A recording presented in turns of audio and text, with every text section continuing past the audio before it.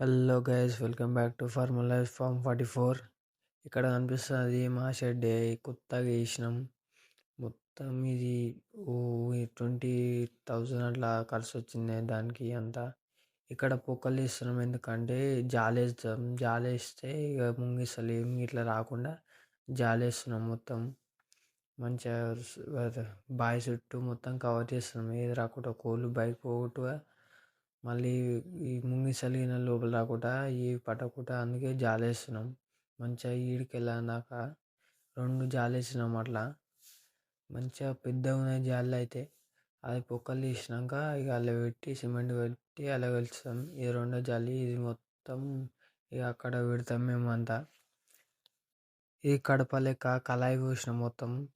అంటే కిందికి వెళ్ళి జాలి లోపల షెడ్ కిందికి ఏం పోదని ఇట్లా ఇటుకలు పెట్టి దానిపైన సిమెంట్ పోసినాం మొత్తము.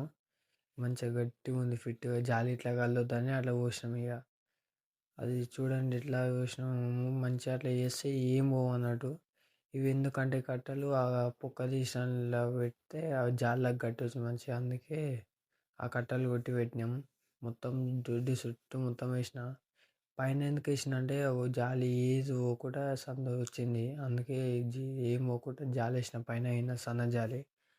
చూడు ఇట్లా వేసుకొని గ్యాస్ మీరినా వేసుకుంటే కొత్తగా ఇట్లా మంచిగా చేసుకోరి. ఏది రాకుండా మళ్ళీ ఏదైనా అయినాకో అన్నీ చచ్చిపోతాయి అటు.